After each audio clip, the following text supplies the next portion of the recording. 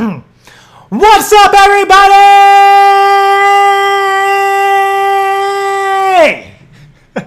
For the next 7 hours, you're stuck with me. I could do this for fucking 7 hours. Just that everybody. I could 7 hours of that. Somebody can make like a Vine of that, then turn that into like a 10-hour YouTube thing. I'm Jared. If you're watching, it's a 7 hour, 7 hour show. Doesn't matter which order you put it in. Either way, it's going to be a fun time. So here's what's going to happen. For the next 90 minutes or so, I'm going to be answering some questions, telling some stories. A lot of you sent in questions. Over 1,500 questions were sent in. I read all of them. And to be honest, a lot of them were different. I thought a lot of them were going to be the same, like 15 questions. But I picked like a good 50, maybe 75 questions, and then I'll elaborate on some of them, because some of them are pretty vague, so I'll tell some stories in between. And again, here are the questions, just so you guys don't think I'm lying. And again, this is all live. It was supposed to be pre-recorded, but I changed my mind this morning, and now it's going to be live. As you can see, if this shit was pre-recorded, I would have edited it all out, and yeah, whatever. So tech problems equals live. Keep that in mind, people. If you're ever going to do a live show, tech problems are key to prove that it's live. Or, for all you guys know, this could be pre-recorded, and I could just be really, really good at pretending there are tech problems, because we've had a lot of them throughout the year. So tweet at FNC, but more importantly, hashtag FNC 7 years. And before I begin, I know you guys don't want me plugging shit all night, but the new Friday Night Crank shirts, I got one over there, but you'll see it later on tonight. If you use coupon code FNC 7 years, all in one with the number 7, you get 25% off everything in the store. That's ringtones, digital albums, and the new shirt. The new shirt with free shipping if you're in the US is like $15 now if you use the code. So a lot of you have done it. A lot of you have ordered the pre-ordered shirts. Those have all been shipped. Thankfully, I spent 45 minutes in the post office this week. All of it's going out. And some of you even tweeted that you've got them already. But if you're on the East Coast, you're probably not going to get them till Monday. But you all have tracking numbers. So I checked most of them today. A lot of them did say Monday. So it's all good. So let's start this Q&A. I guess if there's time at the end, we can I can take some more. But this shirt's like awkward. But I'd rather answer all of the ones you guys have sent in, because a lot of you guys asked some very amazing questions. So let's start this off. Again, tweet. A lot of you have been sending in pictures of the food that you're eating and your drinks and your whole setup if you're watching it on a TV or a computer. Tweet that shit to me. That's awesome. I love it. I mean, I know you guys are watching, but it makes me feel like you guys are actually watching.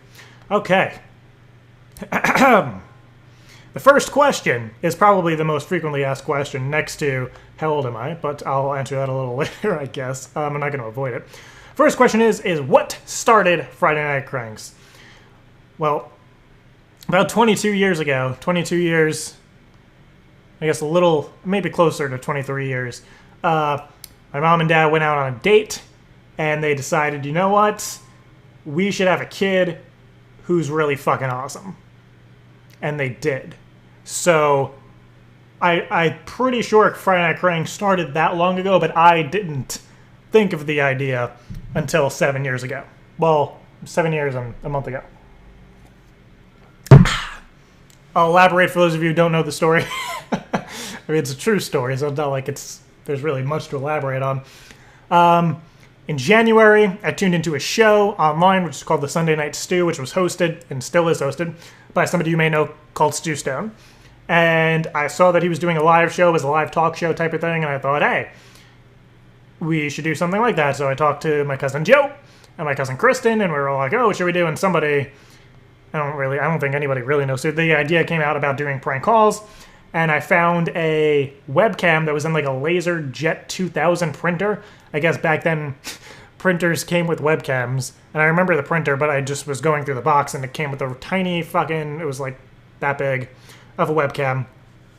And yeah, then I borrowed microphones from my friend. I gave them back to him, but I'm pretty sure we broke them.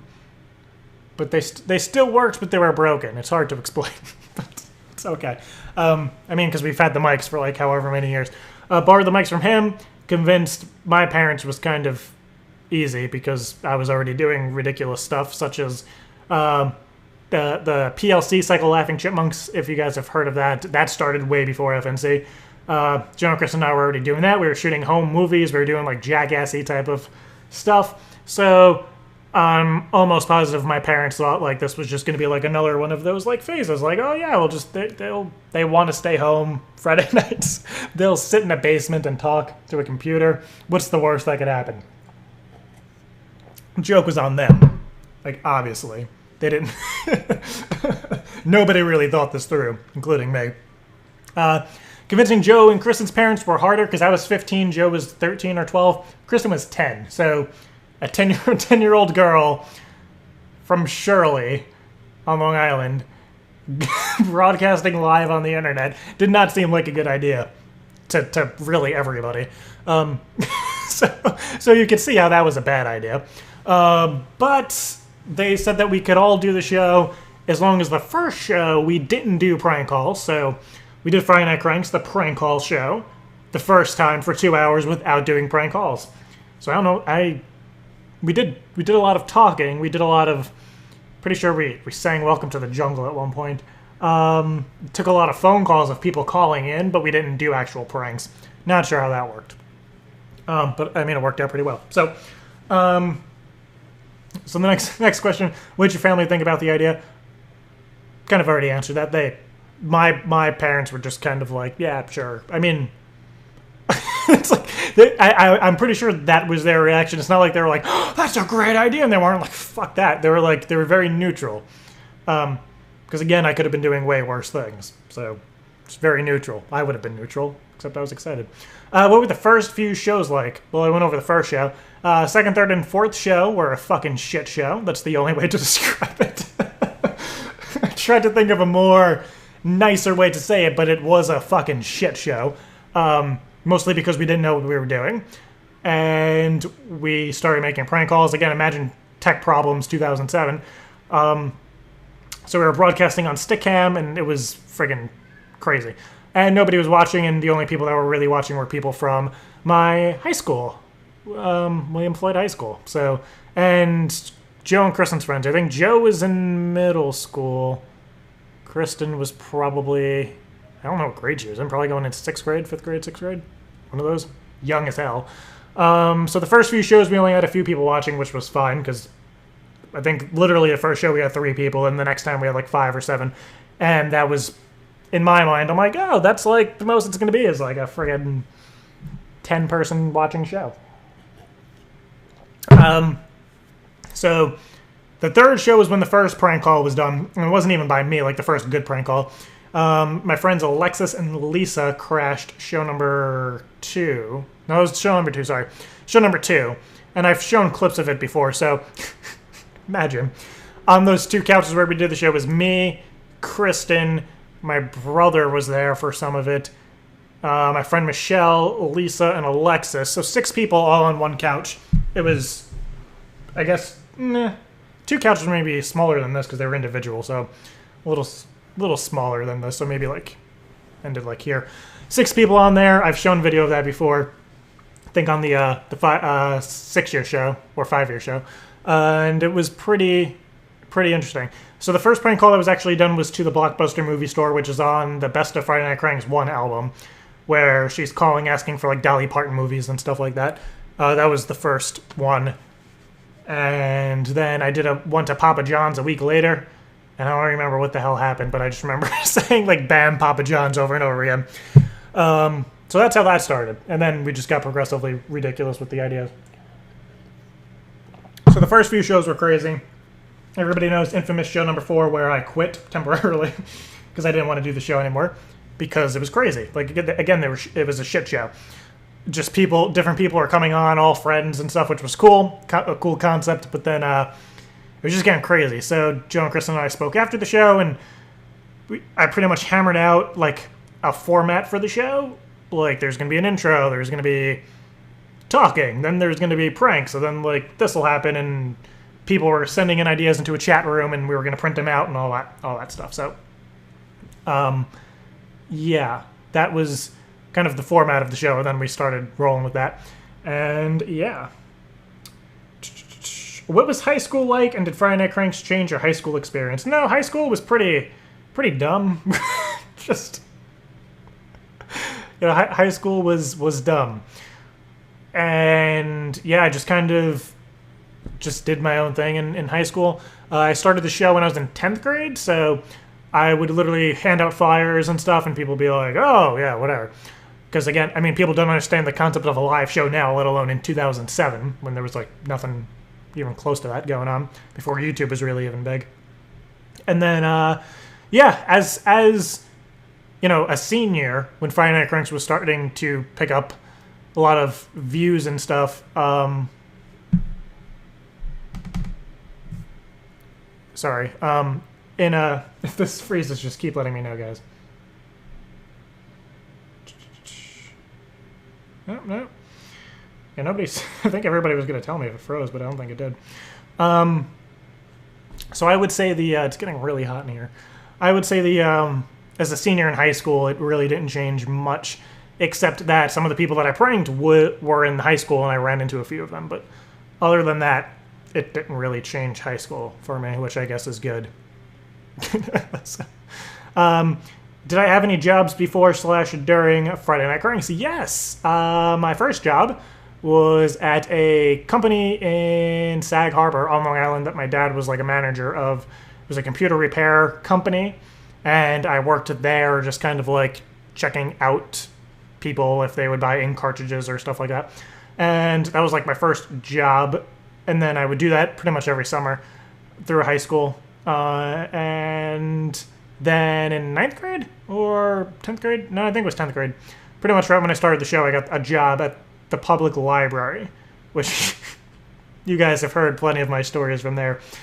That was fun. It was an interesting experience. So I did have some jobs, and that made just everything crazier. Doing high school, and then the jobs, and then Friday Night Cranks was just friggin' awesome. So yeah, good stuff. Somebody tweeted, I wonder how popular I was in school. Not really. Not at all. I kind of touched on that before, but Friday Night Cranks did not impact that, and I'm kind of glad. Because, I mean, 90% of my high school were douchebags and crazy people. And I was only friends with the few douchebags and crazy people. There was really no escaping it. I think to this day I only keep in touch with, like, literally 2 people from high school. So, yeah, that just goes to show you how crazy everybody was. Where did you get the ideas for your characters from? Just kind of wherever. The Jim character, I think, has evolved the most. He just went from, like, a really high-pitched, I guess, kid to a dad to, like, an abusive, crazy person to just really weird. The Brandon character was based off of one of my friends who was a very stereotypical gay person, and I was just so amused by how he talked, and it wasn't in a bad way, not amused in like a bad way, but just he's Brandon, and in high school and in middle school when I was friends with him, I was just always so amused by like just some of his wordings and phrasings and how he would say things, and just people were like, oh, okay, he's gay, he's allowed to say that, and I just thought like, huh. So when we started doing prank calls, I think Kristen suggested, like, oh, you should do, like, a gay character. And really, I can only do so many things with my voice, so it was just, Brandon was born. It was just like, hey, and it was kind of like that, and now he has evolved into the most friggin' ridiculous thing in the world. And I'm still friends with the kid, and he knows of Brandon in the show and knows that, like, that's him, and he thinks it's awesome, which is good. It was a really awkward moment. We were sharing a hotel room on a high school trip, and he was watching Friday Night Cranks videos because I was like telling him about it, not realizing he didn't know. Then he was watching the videos, and he was like, huh, Brendan sounds a lot like me. I'm like, hey, yeah. So, that awkward moment when you are Brendan. Barney, he started off as a gangster character, then turned into a New Yorker, then was a hillbilly thing, and now he's kind of like everything. Now he's just Barney. He's just a fucking nut job. Now apparently he lives in fucking Beverly Hills. and does literally every odd job on the face of this planet. So, and Mitch is just a pedophile. So, and same thing with Candy, the Michelle character, and Gertrude, and all of the characters that are on the show. Even when special guests come on and create them, we try and make them very stereotypical, because when you're over the phone and I just say, "Hi, it's Brendan," like, they know, like, oh, it's Brendan, it's a gay guy, and we go from there. It's hard to come up with characters that are easily projected that way. And sometimes it doesn't even matter. A lot of the times the characters and stuff are just for you guys. Like, some of the lines and half the shit I say is just to amuse you guys during the calls. Oh, Jesus. Is Brandon an alter ego of yours in any way? What similarities do you have personality-wise, if any? I think I'm very, I don't know, I wouldn't say quiet or shy. I can be. But Brandon's always, like, he's always on. He's always, like, fucking just out there, and he doesn't care about what he says to people. And I'd like to think that he knows that he can get away with certain situations, such as locking himself in a pod or trying to get breast implants or saying he's a magician and disappeared a cat into Magic Land. I like to think that he knows that he could say or do things like that and people will believe him. And, I mean, he's the only character to do a 2.5-minute throw-up scene. Like, and just keep throwing up, and the person's like, oh, okay, like, it's doable. So I would say his personality-wise, he's the more hyper, crazier side of me, and I don't usually get that hyped as he is, but it's always fun to be that. He's probably my favorite character to do, just because it's like, he's literally the opposite of me on every scale, but yeah. Let's see. I remember you saying you don't like to do paranormal prank calls anymore because you've had experiences in the past. Can you share any stories that we may not know about? Sure, only because you asked, and this is the 7-year show.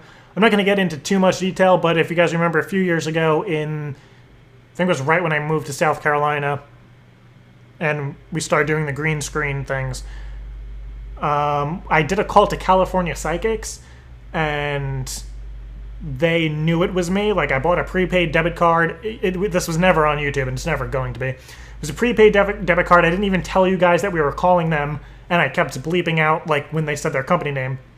So I had no idea. The debit card was registered to, like, a really random name. And we dialed in on the show, and the psychic guy picked up, and he said, like, "Hi, Jared, I know I'm on Friday Night Crank. Stop messing with me," and blah, blah, blah. So that was scary. And then after that, in my house that my parents live in now, that everything's fine now. And just throughout that year, there was just really, really random, crazy stuff happening. And I'm not an expert, I'm just a professional. Joke. And some people that we've spoken to all have tied those incidences back to the California Psychic prank. So I kind of decided there that I'm no longer going to fuck with the psychic type of stuff. I have no problem, pretending stuff like that is happening, but to, like, the ghost hunter prank call to call ghost hunters, say there's ghost in my house, I still think that's funny. But to, like, call people like that is just really weird. So, yeah, there's a more in-depth story, but I'd rather not start talking about that. maybe one day. Are your parents divorced? You never talk about your dad. I think he was there not too long ago, but we never saw him. Well, I don't like to talk about this much.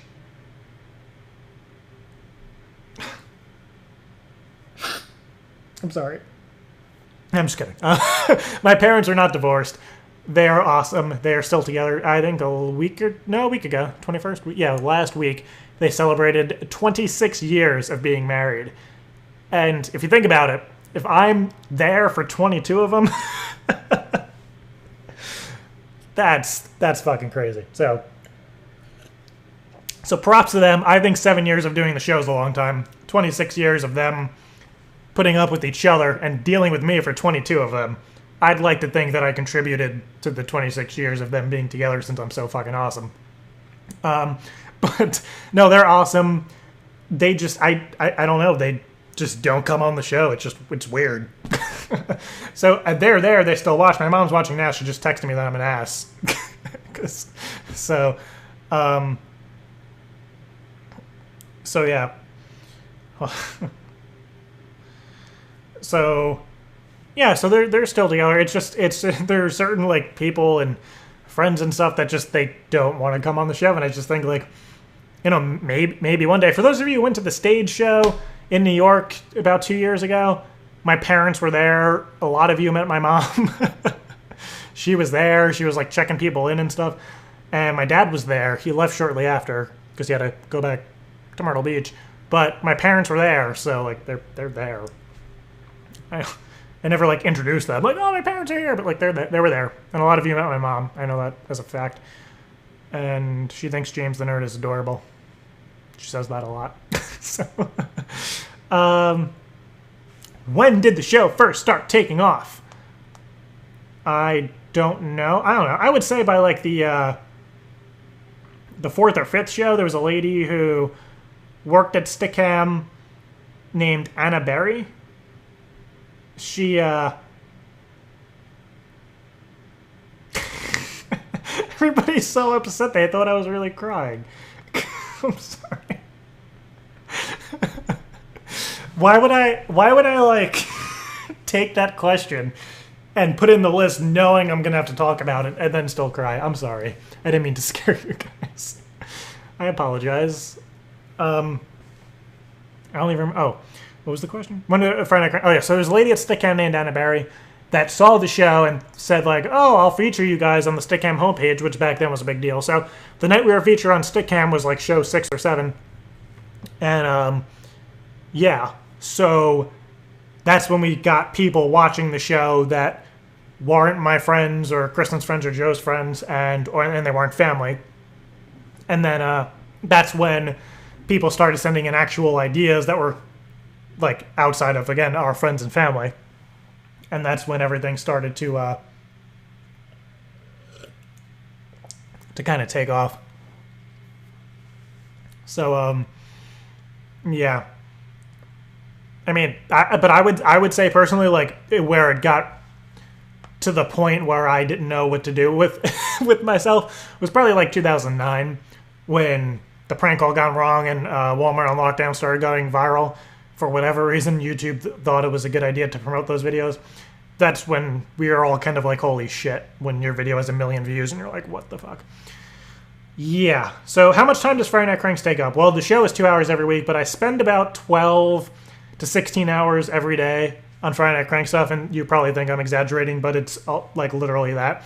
So at first, the show didn't take up much, but then once, you know, I needed a website, a YouTube channel, the MySpace, Facebook, Twitter, and then all that stuff, and then the mobile app and Roku channel and all that stuff, just all of that. It's a lot. Then plus like other projects to add on top of it and all that fun stuff. So it takes up a lot. Right now it is currently my full-time job, which is awesome. And that's like the shit. So again, that's the only way to explain it. I didn't really think of too many positive sounding words, but that's awesome. So it takes up a lot of time, but it's a lot of good time. So like I'd rather spend 6 hours like on website stuff and shipping out shirts and all that stuff than, I don't know, working at a fucking library. So how do you not laugh in the middle of a prank and you get a funny reaction? How do you not laugh when you're in the middle of a prank and you get... Okay.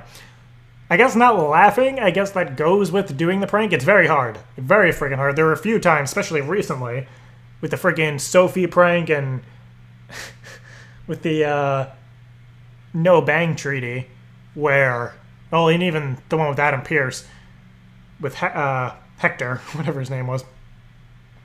There have been a few times on the show where I have cracked and, like, literally laughed, but it just comes down to, like, not wanting to laugh because then I freaking ruined the whole prank. I was going to say fuck up, and then I wanted to say freak up, to not say the F word too many times.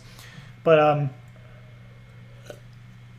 that's what it comes down to, is not wanting to laugh and not wanting to ruin it. I will watch it, like, when I'm editing the video and after it's on YouTube, I'll literally watch it when everybody else is watching it, and I will laugh my ass off. And there was, even when I was editing a video, which you're going to see at the very end of the night, which is an hour of my favorite lines of Friday Night Cranks, I was rolling. there were like 2 parts where like I was like crying, and like I was there when we did it live. I edited it on YouTube, but it's just some of the craziest shit, and yeah, it's great. So it's just one of those things where you don't want to laugh, because if you ruin it now, then you can't laugh at it later. So yeah. And for some reason, laughing to myself, I do all the time anyway. Like if we're legitly in person and somebody says something funny, my laugh is like, that's my laugh. Unless it's like, ha! Like, I usually like, that's my laugh. So I'm not a loud laugher by any means anyway, so it's easy. And that's usually my laugh on the show. It's just, I usually cover my mouth or turn away and whatever. Okay! And that is the laugh session with Jared. Have there been any particular prank suggestions, whether it be prank calls or hidden camera pranks, that you thought were going too far? Suggestions? Yes, all the time. To call a suicide hotline, to call the police department, to call whatever. Anything with emergency services, we stay away from. We've done stuff like teen crisis hotlines and addiction hotlines, but none of them are emergency services. Teen crisis hotline, people debate back and forth all the time if that was a bad call on my part. But any hotlines, as long as they're non-emergencies, I don't see it being a problem. I don't like the fact that people sometimes call suicide hotline or like emergency numbers, and they may tie up the lines, and that's something I personally don't want to do. I don't really give a shit what other people do. I don't like it though, but I would just rather not do that. So any ideas with that? Calling people and saying that, like, you know, that their daughter's pregnant and stuff is funny to an extent, but if you're wanting to call your parents and like mess with your parents to say you're pregnant, like that's I don't like doing stuff like that. If you want me to call like your ex or whatever, like that makes it a little easier. And then also suggestions of calling like friggin' 12-year-olds. When I was 15 starting the show, that'd be funny, but 22, I can't mess with a little kid. I can mess with their parents big time and use the kid in the prank, like the 9-year-old on Xbox, but that's about as far as I'll go. And also, a frequent one that I get all the time is to call a friend and say that you're dead. People say like, "Oh, call my friend and say you're a doctor at a hospital and like I got into a car crash and I died." Like, that's not funny. That's not funny.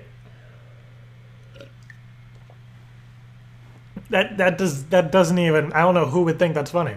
So yeah. Moving on. Oh, Jesus, this is very taking a shot at me. What made you keep doing the show for so long? Usually people would grow out of doing pranks. Okay. I would say that, I don't know, it's fun. And I say it all the friggin' time to people, which is good. It's still fun, and that's what I like about it, and I don't really care that it's been 7 years and I still sit and make prank calls because it's fun, and it's crazy, and it's ridiculous, and you have moments like last week, and just pretty much every week, you just have like those moments where like nobody else will be able to recreate it, and I would never be able to do that again if I tried. Like the Magic Land prank call and the longest prank call ever, and the Snuggle Buddies, like stuff like that. You can never do that again, even if you tried. So that's what makes it awesome. So, and I get to laugh my ass off for 2 hours, and I guess you guys laugh sometimes, apparently, from what you said. And then I get the occasional tweet about how people do not laugh at all. Apparently.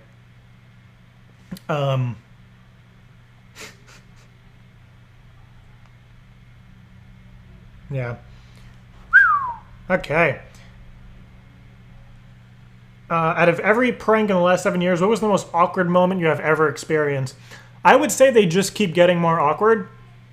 I guess my definition of awkward and your definition of awkward are two different things, because I like awkward, if you haven't noticed. I will literally keep the person on the phone just to make it more awkward, because I enjoy awkward comedy, like The Office and stuff like that, where it's just so cringy awkward. I think one of the the most awkward moment in any prank, if you look up the Netflix/Quickster, back when Netflix wanted to be Quickster. Do you guys remember that? They announced that for like a day and then they changed it back. But I called that guy and he's like, do you have any more questions? And I'm like, yeah. And then it's like silent. He's like, okay, what's your question? And I'm like, okay. Are you going to ask a question? Yeah. And that goes on for like 10 minutes. And it's so like, I cringe.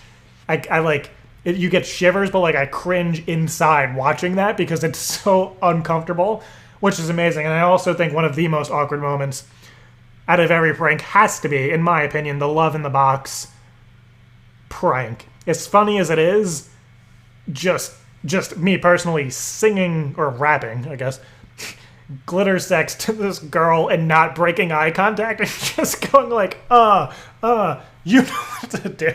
Like, can't even do it with a straight face. Like in front of her mom and her boyfriend and like I'm just wearing pretty much nothing. That was really uncomfortable with a fucking heart in my chest. Yeah, probably one of the most awkward things I have ever done. Ever. That takes the cake for everything. Watching it back is funny as hell, but yeah, that's just so awkward. So awkward. I want to make sure I'm like checking my tweets because everybody's tweeting.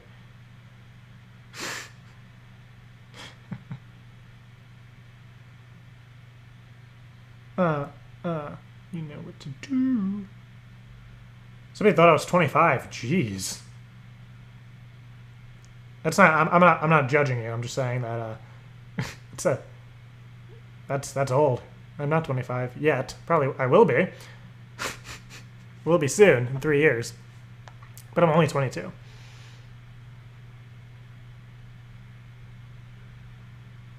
All right. Next question. If you weren't doing FNC, what kind of job do you think you would have? Ooh, that's a good pretend none of this ever happened question. I would say, I don't friggin' know. I would say, before doing the show, I always wanted to do like, I don't know, like computer repair stuff and like just something with computers. I always figured that that's where I was going. I am technically doing something with computers right now, but I figured like fixing computers or working on them or I don't fucking know, something like that. I have no idea. And then in high school, I took a bunch of business classes, so I should probably invite them in on the show. Just because I feel like they're a part of the show anyway.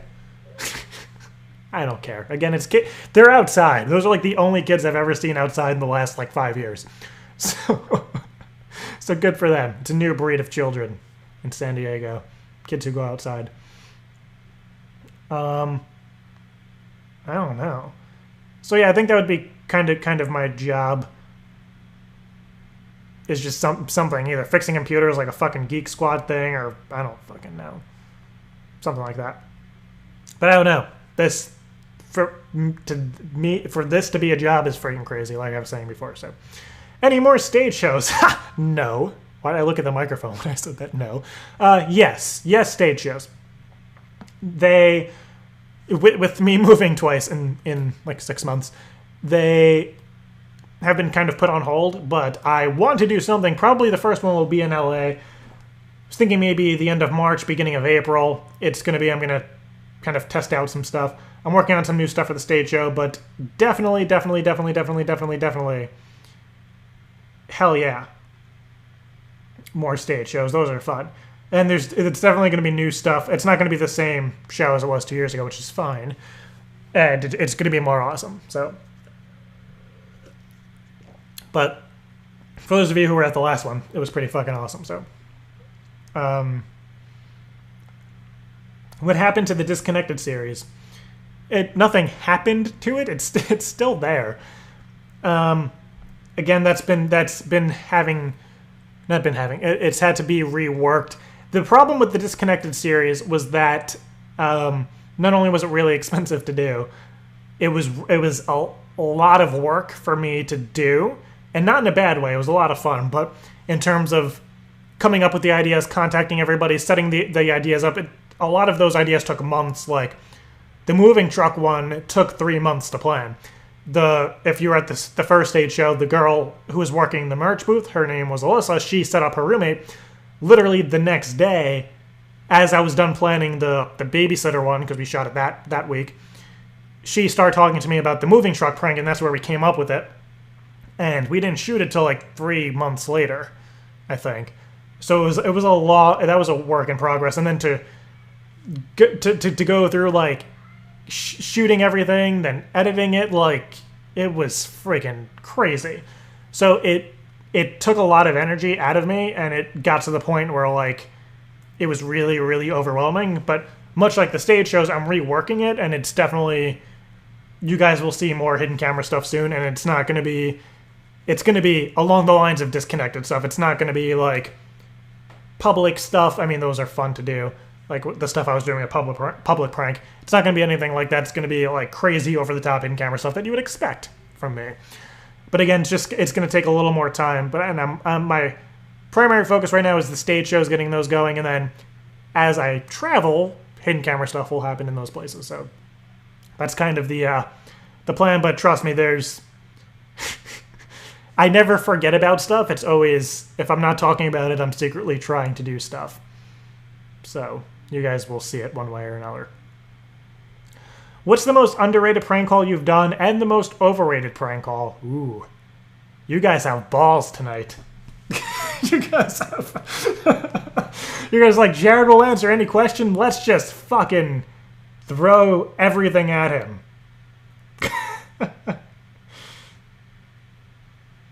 That's a good question. You guys are making me think. This isn't a relaxed Q&A. This is fucking intense stuff. All right. Woo! I would say the most underrated prank call has to be, it changes, but I would say top 3 underrated prank calls, in my opinion. Again, this is just my opinion. I would say the Addicted to Tickle Me Pink Crayons prank call, just because the concept of us calling an addiction line and the scene that unfolds. If you haven't heard that call, watch it later. It's in the clips that'll happen at the end of the show. The Addicted to Tickle Me Pink prank call. Hands down, if you've seen that one, when the pterodactyl screech happens, you will listen to that and wonder how I didn't blow out my voice doing that. To be honest, I have no idea how I didn't either. I used to wake up on Saturdays, and I still sometimes do when I do that. I used to wake up with like my throat burning because I would like just screw out my voice completely. So yeah. So I would say that one. I would say the storage facility prank. I know it has like 100,000 views, which is a lot. But compared to some of the other ones, that is one of my all-time favorite ones. And then, I've had to pick another one. Underrated. I would say, it's a hard one. That's a hard one because there's like 10 I'm thinking of. I'm gonna leave it at those two. And then overrated, I'll pick 2 overrated ones. In my opinion, again, this is just my opinion, I would say overrated has to be, in my opinion, again, my opinion, is the Walmart on lockdown video. I know a lot of you guys are gonna be like, what, Jared? That's a really popular one. That was the first video that I saw of you. That one's really, I know. Shh. I say it's overrated in the sense that I don't know. To me, when if I watch videos that, like the Tickle Me Pink one or the storage facility, I will be like rolling on the ground watching those, no matter any time of the day. The Walmart on lockdown one, I'll watch that now, and I'm like, it's all right. It's me putting a Walmart on lockdown. I said she's in a picnic basket. I get those are funny, but like it's just, in my opinion, it's like it's still funny, but it's just other ones over the years are still, I guess, ahead of everything else that's out there, in my opinion. So I would say that's a very overrated one. And I would say the another overrated one, in my opinion. It's a hard one. Jeez.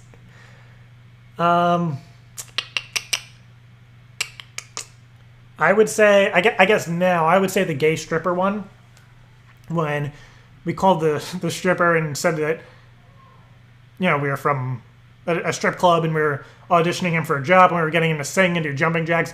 I think it's overrated in the sense that there have been so many better ones with that concept since then. That one I'll watch it, and I mean, I could see in my head like, oh, there's potential for that idea, and we've brought it many times. We got people to do crazy shit and say crazy shit, but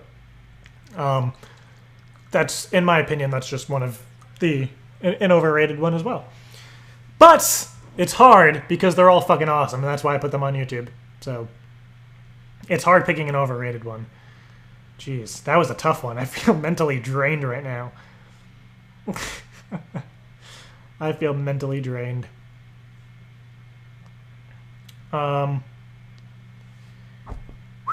Okay. Is there anything that has happened over the past 7 years? Had you known the thing before you started Friday Night Cranks, it may have kept you from starting in the first... What the fuck? I feel like I'm in a therapy session with you guys, but you know what? Props to you guys. These are thinkers. Has anything happened over the past 7 years had I known before you started? I don't know. In a way, no, but in a way, yes. I'm going to say no just because, like, there's really no... I take that question as, like, a more tragic standpoint. Like, I destroyed somebody's life and he broke into my house and tried to kill me. Then, you know, nothing like that has happened, thankfully. But, I would... Fuck. No. But at the same time, I think if I knew years back... I think if we all knew years back how crazy it would be, we may have not have started to begin with, I think. But I would have to say no to that there really wasn't anything that has happened that would make me go like, oh, not going to start the show, because 15-year-old Jared didn't really give a shit about anything. Much like 22-year-old Jared. But 15-year-old me, there's really nothing that, again, there's nothing crazy that would have happened. Okay. What are your personal top favorite quotes from the show? You've answered this before. I don't know. I'm going to say I don't know. Because there are a lot. Do I ski or snowboard? Thank you. An easy one. Yes, I snowboard. I haven't snowboarded in a few years, but I'm a good snowboarder. Guys, get some cleavage going on. Sorry, guys and ladies. Didn't mean to tease you like that. Besides curling, are there any other Olympic quote-unquote sports that you find ridiculous, or just sports in general? Women's basketball? No, I'm just kidding. No, not really. I don't really find any sport ridiculous. Curling, I think, okay, the concept of curling is awesome if you're like a 13-year-old kid and all of your friends are, you know, on the block and you find a giant stone and your street's icy and you have brooms. Curling's a badass concept. If you're 13, again, 13, all the kids from the block are like trying to figure out fucking cool games to play because it's too icy to play manhunt at night, and you don't want to stay inside because back when I was a kid, we were like literally locked outside and we couldn't come back in even if we were injured. In that sense, curling is badass. But if you're a grown man or female and your job is that, I mean, good for them, I'm not bashing them, but if your job is that, you're a curler, and I think in that sense it's ridiculous as an Olympic sport. It would never work like football does. You couldn't watch it every week. You couldn't watch back to back curling. I could personally, but most people could not, and I think it's kind of ridiculous. But given the opportunity, I would be the best fucking curler to ever grace this planet for America. If for some reason I was able to do it in the Olympics, or somebody was like, hey, Jared, let's go curling. Here's a broom. Fuck yeah, I'm down. But I think it's ridiculous. If that makes any sense. Whew, is there any chance of calling the Ruckus Pizza Nazis again? No, because they know about the show. I think we tried calling them 2 years ago, and the owner, like, knew it was us, so... Okay. How long have you known about Kingdom Hearts? I knew about Kingdom Hearts before it was cool, guys. Now, I think my mom got me that game for Christmas. Not Christmas, Easter. Well, oh, sorry, the Easter Bunny. I know we have a lot of young viewers. Sorry. The Easter Bunny. Got me that for Easter one year. And I don't know if I may have asked for it, but I didn't know much about it. I thought it was like a game where like you rescue Disney characters and like it's like a 2D little game and like you're running, like you got Donald and like yay, and you rescue like fucking Mario. I thought it was like that. I did not know it was like one of the most emotionally draining games on the face of this planet. So yeah, I remember in one Easter, in that same Easter, got Kingdom Hearts, played it, totally thought I had the wrong game because for the first hour it's not even Disney related, and then yeah, and then after that, my aunt took me to see Malibu's Most Wanted. We were the only white people in the movie theater. It was her, my cousin, and my brother Jason, my aunt. We were all in the movie theaters, the whitest people there. I don't know where the hell we went. I think we were in like Port Jeff for whatever reason to see Malibu's Most Wanted. Great movie. Great movie. What was the most insane, complicated prank idea that worked and was the most fun to do? It depends, because a lot of the ideas are improv. So I would say like the most hilarious prank call, the longest prank call, the Snuggle Buddies, the scavenger hunt, Walmart scavenger hunt.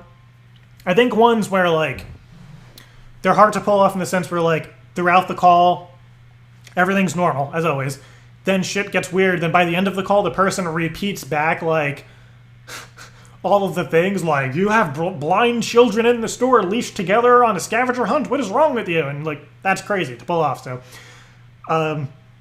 stuff like that is hard to do. But I would say, and those are some of the most fun, where like they're long, like fucking Hector. But I would say Hector was easy because he was a nut job. But just stuff like that where it's crazy. How many prank calls were your original ideas? Ooh, that's a weird question because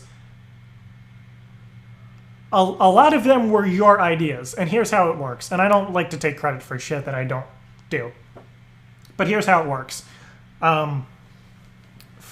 Here's how it works. You guys send in a lot of ideas, and I'll read the ideas. And if you've had ideas that are done on the show, you know it works one of two ways. I'll either A, read your idea and go, that's fucking great, we're gonna do that idea. Or I'll read the idea and like something will go off and I will come up with something completely different. And some of you get mad because like I don't follow the idea, but like, yeah. Or much like the fucking, I want to keep going back to the one with Adam Pearce, where our intentions is to do something. We tell you we're going to try and do this, and then we just get derailed and we never get to do the original idea. So I guess in a sense, then that's it's my idea because it's improv. But I would say a few ideas that I literally sat there and said, I want to do this tonight, and without really any outside influences would be the longest prank call ever, and that was never intentional. The Walmart on lockdown, the one to the law office with Grand Theft Auto, the Grand Theft Auto one that we just did recently, and the iPhone 4S Siri Apple prank call with Siri, obviously because that took a lot of effort to do. So yeah, those were like some of the few where like I didn't really tell anybody and didn't really ask anybody. I just kind of did it. Which prank call would you like to do the most in person? Ooh.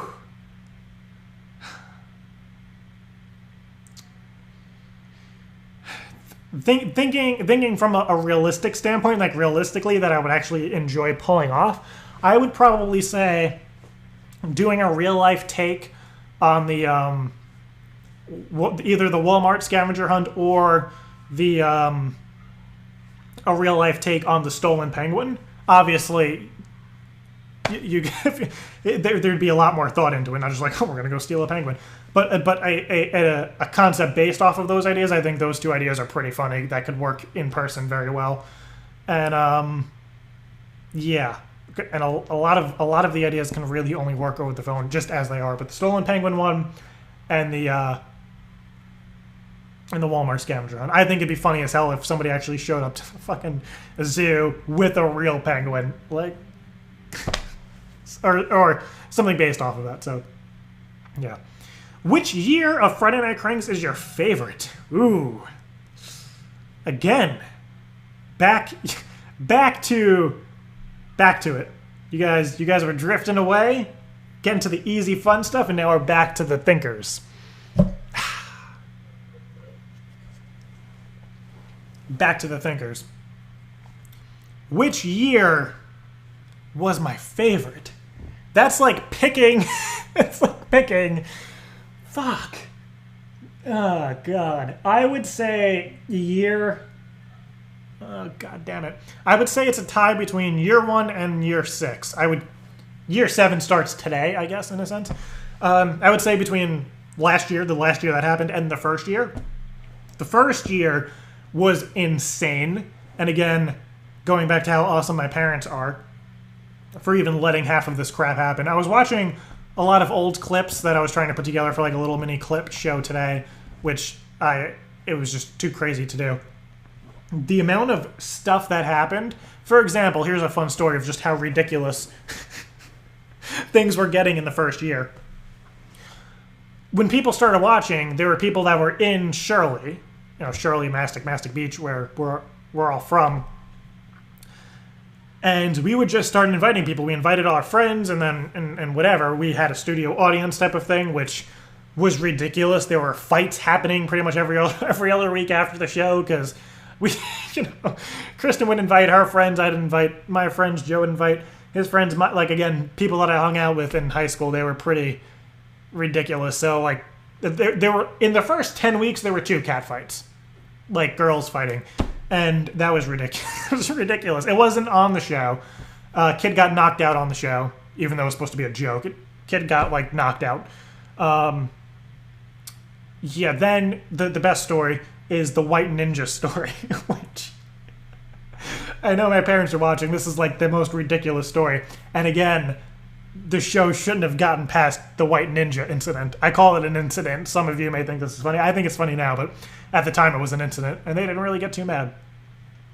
So it was the 1-year anniversary of Friday Night Cranks. This kid messaged on Stickam about 20 minutes before the show started, like, "Hey, I'm the White Ninja." I swear to God. And he would always come on cam as a ninja. He's like, "I live in Shirley." I don't know how he knew. Well, actually, I'll get back to how he knew. He was like, "Could I come on the show?" And me not thinking, like, hell yeah, you can, dude. Here's my address.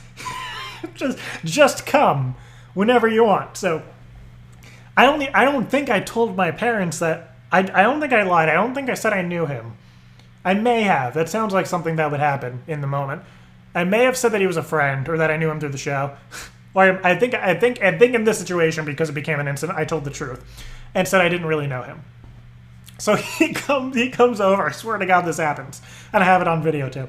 He comes over, and I don't know if my mom was up, because she usually went to bed when the show started, because she didn't like hearing what was going down in the basement, especially when we're screaming and throwing stuff and stuff. She would get too anxious. So my dad would usually stay up. He wouldn't watch the show, but I don't know if she was up. She's watching, so she can tell me if she remembers this happening. In walks this kid in full ninja attire. And he has, like, fucking sword cases on his back. And he shows up. And I'm like, "Hey, what's up?" And he, like, looks at my dad. And he's like, "Hi, I'm the White Ninja." My dad's like, "Hi." Like, this kid was the White Ninja. So it's starting to settle in my head. I don't know what Joe and Kristen were thinking, but it was starting to settle in my head, like, I don't know this fucking guy. Like, I have no idea who this kid is. So we all go down to the basement. So now, it's right before the show starts. I'm 15, Joe's 13, Kristen's 10. There's a fucking ninja in our house, and nobody has a clue. Even the people watching, nobody knows who this kid is or where he came from. All anybody knows is that he's a fucking ninja. So So the show starts. There was no time. There was no like introductions or like, hey, what do you do for a living? Or like, how old are you? Or what's your name? And none of that. The show starts. We came up with he's gonna hide behind the couch here, and he's gonna pop out and draw his swords that are fake. Cause yeah. So he does that. The show starts. He pulls the freaking swords out. He's behind my head. He's like this. He's like, he puts the sword right here. And like, the joke was we were going to pretend we didn't know that was happening because he's a ninja. So, swords like to my neck. He's like waving fucking 2 swords around. He comes out on the show. We sit him down. We start talking. He doesn't really say much. He's just nodding. And whenever he speaks, he's speaking that he's a ninja. So, my mom said, I didn't know you didn't know him. That's the fucking best part, Mom. So at this point, the show starts. And now we're talking about ninjas. And it comes up randomly that Kristen wanted to be a ninja. So he teaches her how to put the fucking thing on her face, which I think that was the night we did medium wonton soup. So that's why she looks a little weird in ninja attire. So I have a thing of paper that I'm like holding like this, like long ways like this, like maybe 10, 15 sheets of paper like this. And again, we're all thinking like this is live, like whatever, we'll just fuck around, like there's whatever. She goes like that, cuts through all of the paper. And then I realized that this fucking kid brought 2 live sharp swords into the house. So not only does nobody know who this kid is, my mom thought I knew the kid. We don't know where he came from. And he's fucking sitting there with live swords. And 10 minutes ago, he's swinging them around behind my head. Like he could have, if he was psycho, he could have killed us at any moment. This is a true story. This is what happened. So, and then the best part is, after the show, Kristen and her family went to drop him off. And went to drop him off. And they're like driving through. It's 11 o'clock at night. They're driving through. He's like, oh, you could just drop me off here. They like drop him off. He jumps out of the car and like takes off running down the street and like he's gone. So that was the story of the White Ninja. And he had my phone number, so he would like text me in school because we went to the same school. And I guess that's how he knew what town I was from. He would like text me in school like, oh, the White Ninja saw you today. I'm like, what the fuck? There's nobody in the hallway. Yeah, so that's... The show shouldn't have went past the White Ninja incident. But it did. So, yeah. That's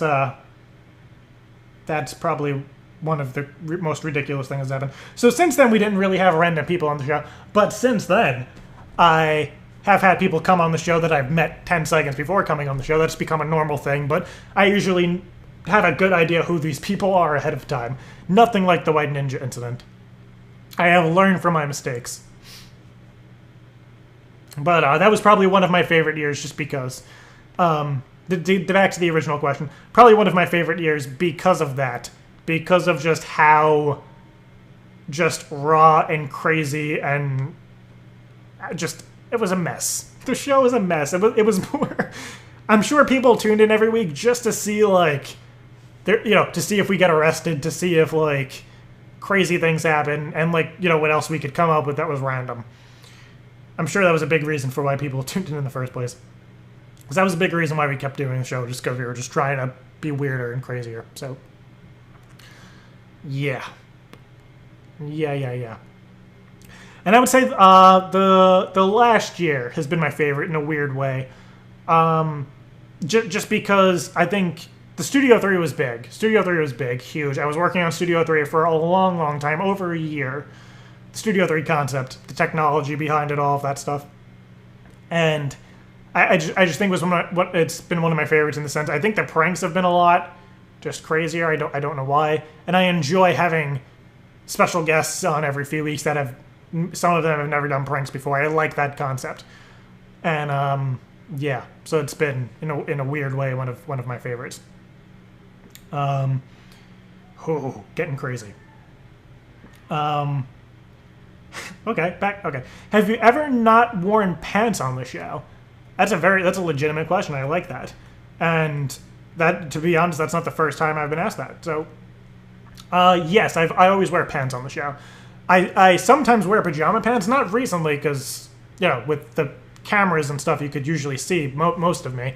But some of the shows where, like, you only see from my chest up, or if they're, like, a couch show, a lot of times I'll have pajama pants on, like, just because they're comfortable. It's a fucking show.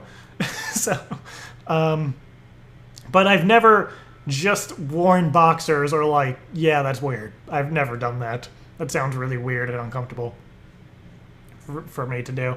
Just because I know if I ever did that, that'd be the one show where the webcam, like, just goes like, zoom, autofocus, lighting adjust. Like, that's what would happen. So no. Okay.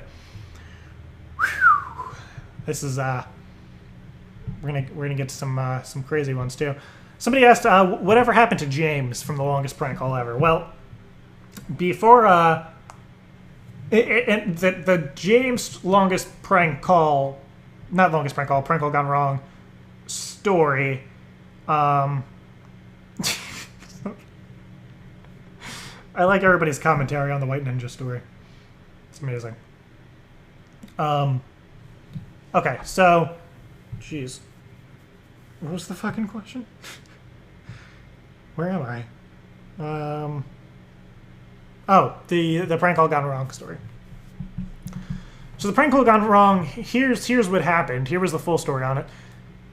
This girl who was a fan of the show, and I knew her for a short period of time, wanted me to prank call her ex-boyfriend, who was James. And she said, call and say that you're Brandon and you want to take him out on a date because he doesn't want to date me.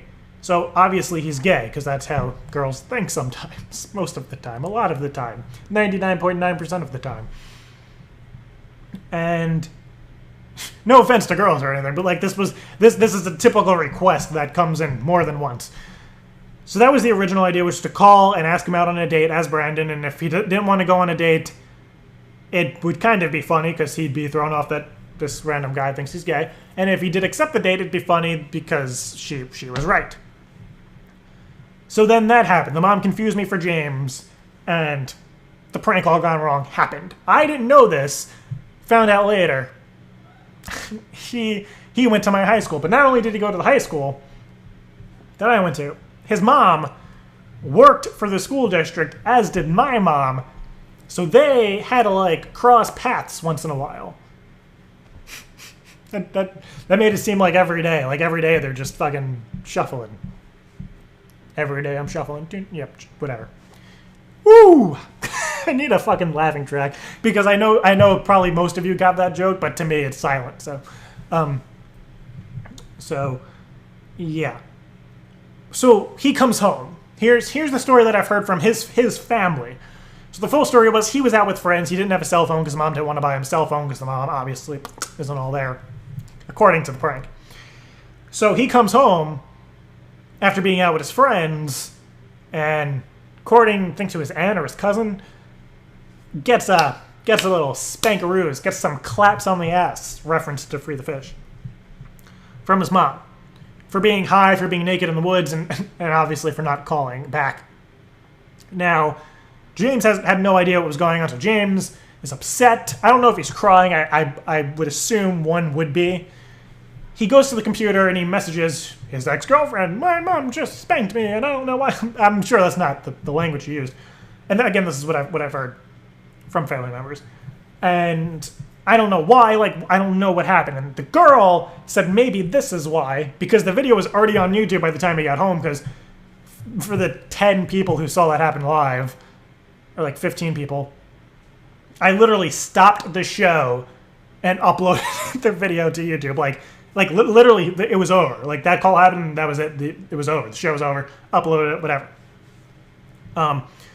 So it was already on YouTube by the time he got home. So now he's in school. He's going through high school. Me and him go to the same high school. And here's how I actually met him. Here's how I met him. This is how I found James. I was walking through the hallway, and I kid you not, it was a big hallway. A lot of kids. There were like 3,000 kids in the high school, if I'm not mistaken. and 700 just in my class. So I'm walking through the hallway and I hear, James, your mom's looking for you. And like a group of kids like laughing, yeah, James, are your clothes missing? And then this kid turns and you see this kid's like face is all red. He seems embarrassed. I'm like, that's James. Like, oh my God. Like, whoa, that's James. That's so cool. This is what I'm thinking. And then he runs into me and I don't know if he was mad, but I don't see why he would be happy to see me. So that happened. And we didn't say anything. We didn't cross paths or whatever. So a few weeks later, or actually it could have been a few months later. A few months later, I had to call in sick, like, because I think I was sick, like for realsies. I was legitimately sick. I wasn't faking it, and I was no longer allowed to fake sick or like just to miss school just cause after this, because when you called the school to call in sick, you had to speak to James's mom. So if I couldn't go to school, my mom would have to call her and say, Jared McMullen can't come to school today. Okay, bye. I'm sure she didn't do that because she's not that awkward. That's what I would do. But my mom had to do that, and each time she had to do that, she would tell me, like, I'd freaking talk to James's mom today. You're an idiot, is what I hear frequently. Because of situations like that, because I am, in that sense. I agree. And, yeah, so then a few years later, I think it was a year or two ago, maybe longer than that, maybe 3 years. It was after a play. It was after a play Kristen was in. Yeah, I got sun poisoning. Jesus, that was another time, sun poisoning. Thank you, Mom. Yeah, sun poisoning. And then, yeah, so I'm at a diner. It was after freaking one of Kristen's plays. So everybody went to the diner, and I was the designated driver because those fucking middle school, high school kids, they like to get fucked up after plays. I was like the only one that could drive, or that wanted to drive, and that was like I think it was my aunt's thing, was like, oh, take my car, I'll give you money, just drive because I don't feel like staying out, like whatever. I'll go to the shitty diner. So I did. Merch's Bay Diner or some shit.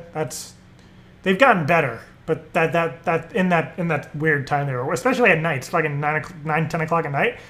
You order breakfast, it's not going to be good. So I sit down. It was a weird situation.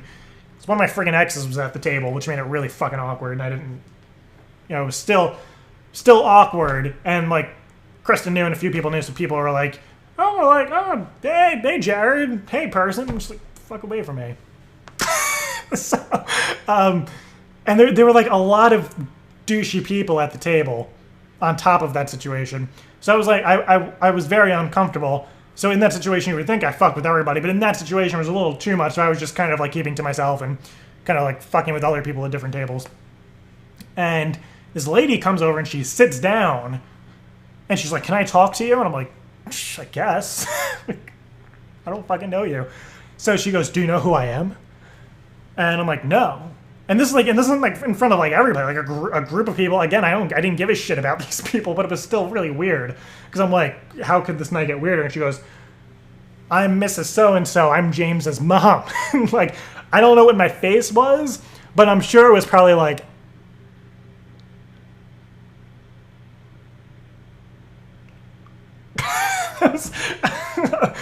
that's probably what it was. I'm not sure if that's exactly what it was, but it was it was definitely that. Like, if Brandon walked into a restaurant and also found out it doubled as a gay bar, like. So she goes, I want you to take down that video. So now shit gets serious, because, yeah. Thankfully, again, I didn't like anybody at the table, so there was nobody that could really help in that situation. So she goes, I want you to take the video down from YouTube. And I'm like, well, here's the thing. I'm traveling. I don't have my computer. I'm going to be back in Myrtle Beach in like a week. I could see what I do then. Then she gets mad. She goes, that video has 1 million hits on YouTube. And then Kristen like fucking turns around and she goes, 10 million. It has 10 million views. Like, of course, not helping me. She gets mad. And she's like, I had to go to therapy because of that call. And I'm thinking like, You needed therapy before the call, obviously, if you're confusing. Plus, there was another incident in that family, which I'm not going to talk about, which I knew why she went to therapy, and it was a legit reason, but she was trying to blame that on me, which was, no. So she was fucking lying to me. So and then I told her, I was like, you know what, I'm just going to lie to you and tell you that I'm going to take it down, but realistically, I'm never going to take it down.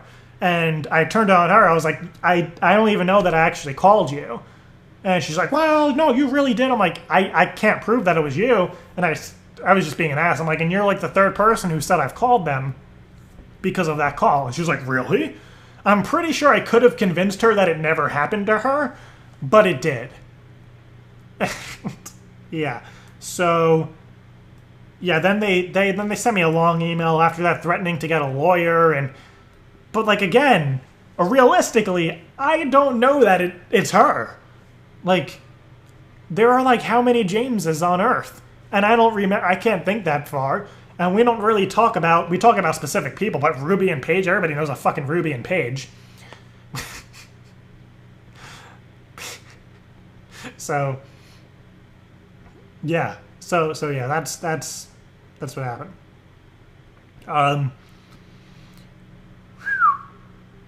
Now I saved like the 5 fucking crazy, not crazy, but really fucking not really, really deep ones for next, so. Alright, let's start off with how long will you keep doing Friday Night Cranks? We'll start with that one. That's I know. We're getting fucking crazy. Thank you guys. So I have about 10 minutes of this left, so gonna I mean we could extend this, who gives a shit. Alright. I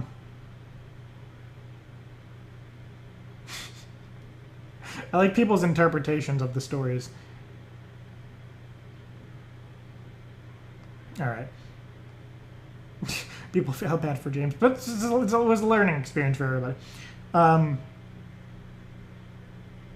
Yeah, 2 seconds. 2 seconds. Alright, sorry about that. Okay. So here's how long will I keep doing Friday Night Cranks? Here's the honest answer. And this is I said earlier tonight, but let me elaborate. As long as it is still fun.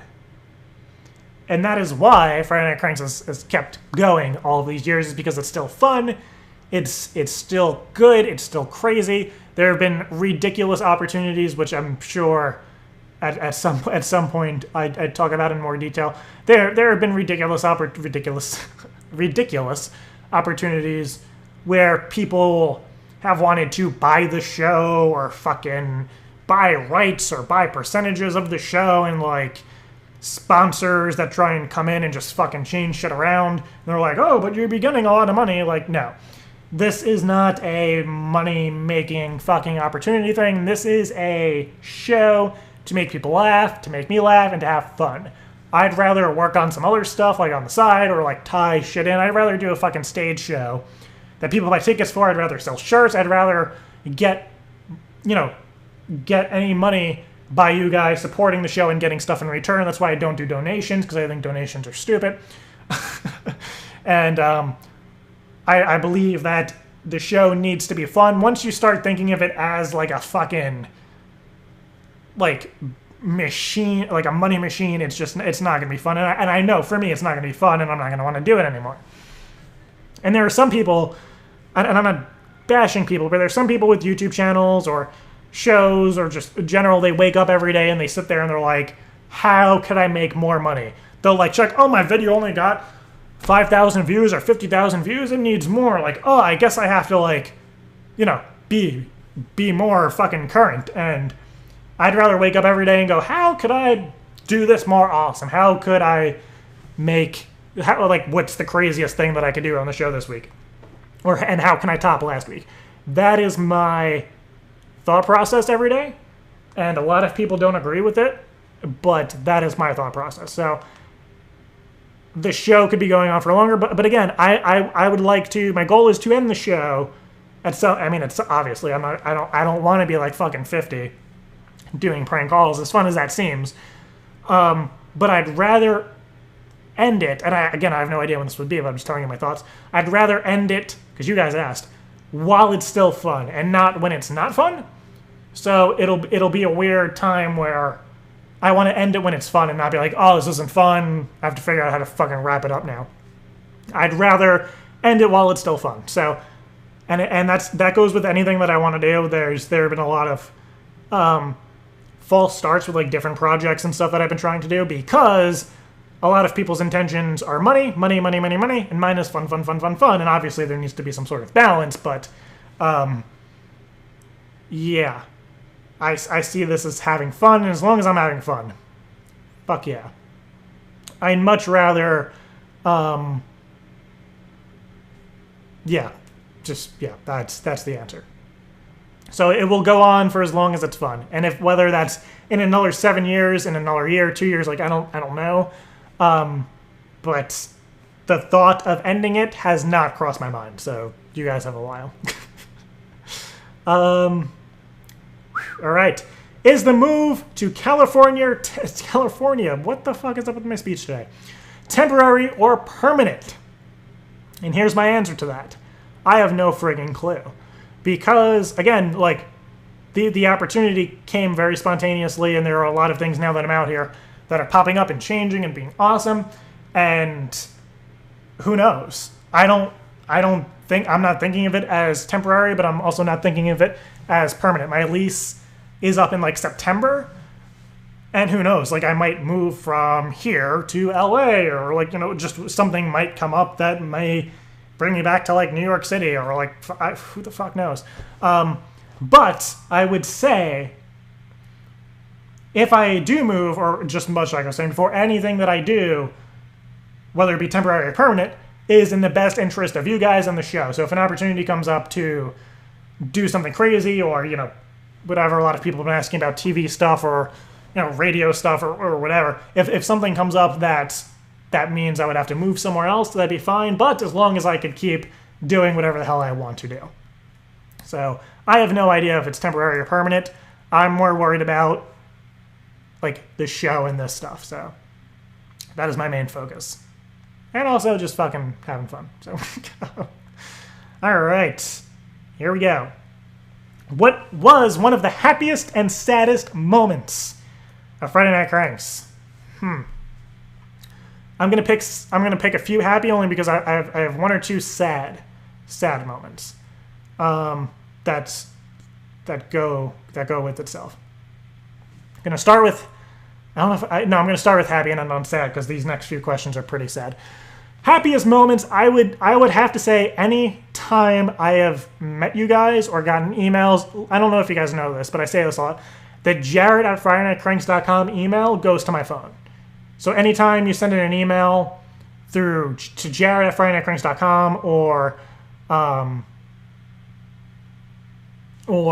through the Jared form, it goes to my phone. So a lot of you have sent really, really amazing emails in over the years, and I have read every single one of them. I sometimes cannot respond to all of them, and I do try.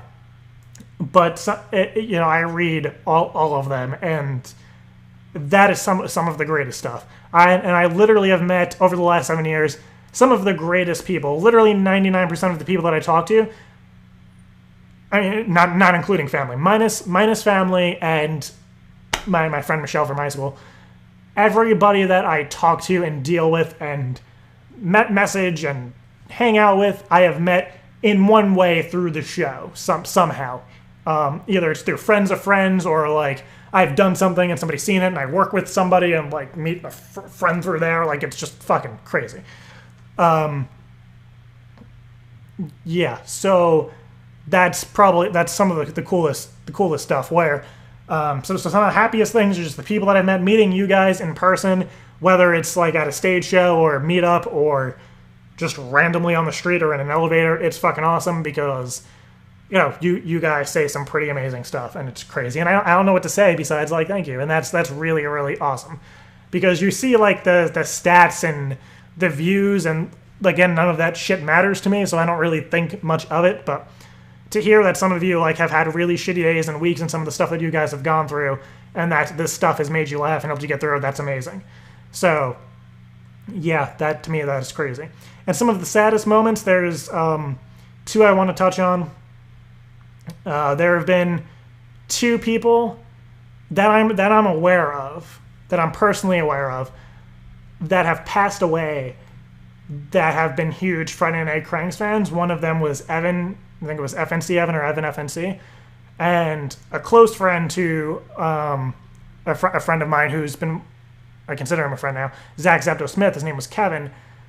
They were both big Friday Night Cranks fans, and through complications and other, they have passed away at very young ages, and that has been really sad to deal with, especially getting an email from family members or friends telling me that they're big fans of the show, and seeing, going to their Facebook and seeing their default of, I mean, not to depress the shit out of you guys, but to see the default of Evan FNC was him with a green screen and a snowball microphone, and him trying to do his own little show. And just to hear about Kevin, and when I met Zacto Smith in person a week or two ago, just to hear the story about it is really, really sad. But at the same time, it fits into stuff where I think Evan's mom was telling me he was really sick for like months, and literally in the hospital watching Friday Night Cranks live every week and laughing his ass off, which is amazing. And that has just been some of the saddest stuff that I've had to deal with in a long, long time. So yeah, and yeah, it's crazy. And at the same time, it is sad, but in a way, it's good that they had the show and other shows and other YouTubers and all stuff like that. And it's just crazy to hear some of those stories. And I'm sure, and it's really sad to think of that there are maybe stories similar to that that I have not heard. Just, because stuff happens, I just haven't heard about it. So to think of that there may be more stories like that is just very crazy. And then some of the saddest parts of the show was when Joe left Friday Night Cranks, and most recently, as you all know, when Kristen took her leave, and she announced, for those of you who may or may not know, she announced on Christmas that her decision to leave Friday Night Cranks has been permanent. So that was very sad. I know it's sad for a lot of you guys to deal with. It's very hard for me to deal with. And again, everything that happens is my thoughts are for your guys' best interest. So when that happened, there was the Studio 3 show and then the leave, and I didn't find out until the day of that show. So, and again, I knew the leave was permanent, and her and I discussed that the leave was permanent weeks before you guys knew. Which I felt bad, and same thing with Joe. Like, I felt bad not talking about it, but at the same time, the show needed to go on. And those were the two options that I had, which some of you understand, some of you don't. Some of you have been, most of you have been supportive of it, and there have been few who haven't been as supportive, and I totally understand where both sides are at. But the only thing, and then I'm going to touch on this now, and then we're not going to talk about this again, is that I was faced with either continuing the show or stopping the show, because again, Studio 3 was made based around two people running it. And if you think about the tech that is involved with Studio 3, two people running a show, cameras and making calls and all that stuff is fucking insane. I've spoken to many people who deal with tech every day or who are on the same, who deal with live streaming and all that stuff, who thought that it would be very, very hard to do, which is, it was very hard to coordinate and pull off. So when the leave happened, and I told Mike, who was working on some apps and stuff, he busted his ass for the last 2 weeks, for the following 2 weeks, to make it so I could run the show on my own. He was programming stuff with the lights, and he didn't even have the lights, which is crazy. I don't know if any of you have tried programming with APIs or codes, and you don't have the actual product to test. it was like a 2-week period of him sending me stuff and me saying it doesn't work. That's all I know, because I don't know that much stuff. Making it so I'd be able to run it on my own, which was crazy. And everything works. And that's why sometimes where there are tech problems, like, I can't even get mad, because, like, it's fucking crazy to be running all of this shit with just an app. So props to him for, like, literally saving the show. So that those few months were very, very hard to deal with, in the sense, you know, like how most of you were having a really hard time dealing with it. And I felt bad because I knew everybody was having a hard time dealing with it, as was I, but the point of the show is to make people laugh and for comedy, and I don't do drama, I don't do fucking that stuff, so I'd rather not talk about it, but a lot of you guys have been asking, so here's the only time I'm going to talk about it. So, Kristen and I do talk. We actually were texting the other day, and again, there were a lot of changes that were going to be made when her and I were living together. So when she made the decision to go back to New York and even take her temporary leave, I had to figure out how to rework the live show, the stage show, the hidden camera show, and still do it, because I still want to do it. I couldn't like just stop everything, because you guys would not like that. I'm sure, and it's like, you know, there's no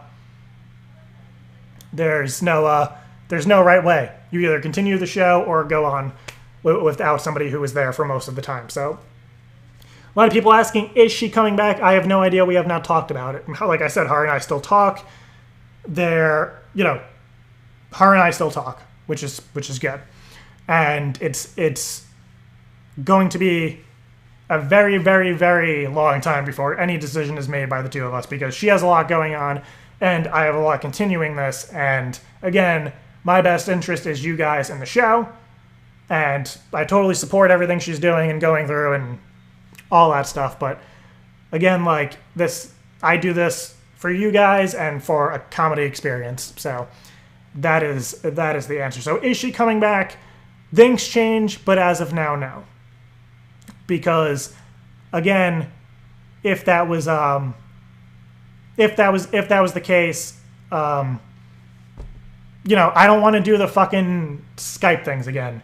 A lot of you, you've only seen the live shows from 2 different locations, but all of you who have, I don't know, I am having so much fun with the Studio 3 shows, and there have been guests who are like, oh, I can't make it, can I Skype in? And I've said no. Like, that just adds another layer of complication with Skype being weird, and, you know, Skype's not fucking reliable. To, like, call in and stuff, I'd rather this be kind of like what it was meant to be, a show, like a physical show, where people are here, there's the fucking canon. Like, just have people calling in, I feel like it takes away from the experience for you guys, because then I spend 15-20 minutes a week fixing tech problems, and it's just like, I'd rather make more calls during those times. So yeah, and like I said, since August, this shit has not been easy for me, and it hasn't been easy for you guys, and I totally get it. So, but again, thank you guys. A lot of you have sent emails, Facebook messages, all that stuff, asking if I needed anything, to let you guys know if you could help in any way, and I totally appreciate that. So yeah, and somebody said, would you ever do another couch episode? Well, I'm going back into the studio for the the live part of it. A couch episode with like handmade sets, maybe do like a throwback. The thing is, like, that's gonna, I don't know. It'd be cool for you guys to like see, like, and maybe use all the old microphones and old cameras and stuff. That's a fun concept. I'd have to think about it. But I'm having too much fun with the confetti cannon and all that stuff, and the 3 cameras and friggin' all the fucking apps. It's almost like, I don't know. So an old school throwback episode, maybe, but as of now, very unlikely.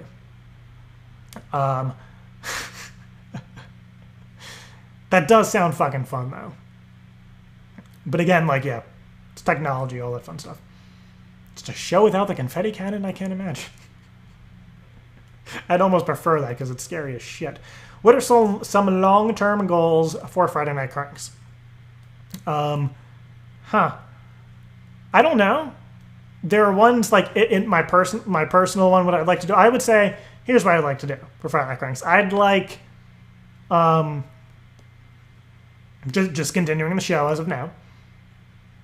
I would like to do more hidden camera stuff. I'd like to bring more people on the show, and just see if they're good or not.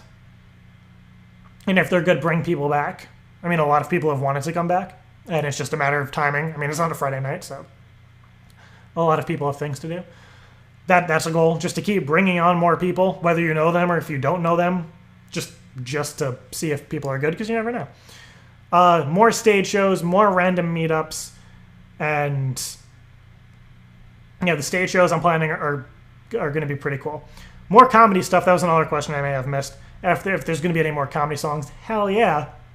I'm actually working on 3 right now. 3 at the same time. So I've actually been working on one of them for like a year. It just hasn't happened. And those will hopefully be out soon. Hopefully before the first stage show, they'll be like out. So more hidden camera stuff, more stage stuff. I'm actually working on a hidden camera concept that's like really badass, and you guys will love it. And it's crazy. So it'll be crazy. So those are some long-term goals, and to just, I don't know, just to keep having fun and meeting you guys. Meeting you guys is like awesome. So those are some long-term goals, guys. And let's just double check the Twitter and see if there were any other fucking questions. Let me see.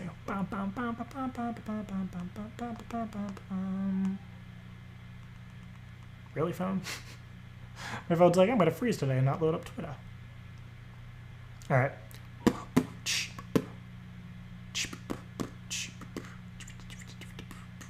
Oh my god, people in your Photoshops.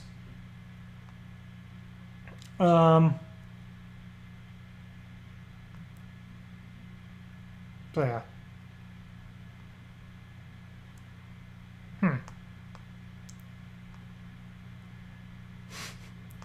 All right, so I think that's it. Okay. Did I miss anything? I think I got all the questions. I hope those were all of your questions. And again, if you missed any of this or if you tuned in late, I will be posting this full to YouTube, so people can like rewind and shit. Those were tough.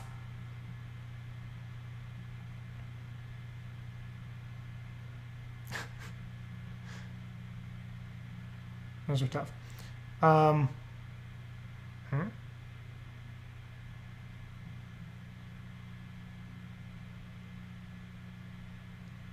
very confused. Damn. My mom said to fix the pillows. I don't know what that means. Like, come on. I don't know what that means. How are they? I don't get it. That's what I'll do. So it's one big pillow now. I think I answered all of it. So here's what's going to happen, guys.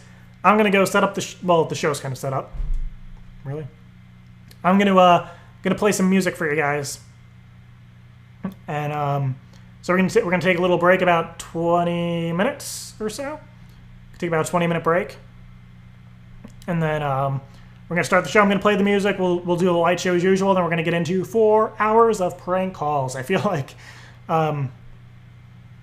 yeah, I hope I answered all of your questions. If I missed any, like I said, feel free to tweet any questions or whatever, and I will answer some as best as I can. And yeah. Very confused.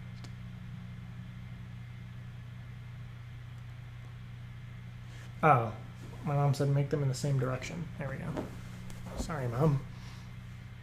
Same direction, and yeah, that good? All right. All right, so I will start off, might be it'll be about 20 minutes. All right, so here's some stew music.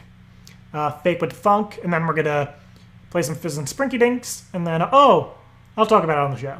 Somebody's birthday. So, here are some songs. When these songs are over, I'll get ready.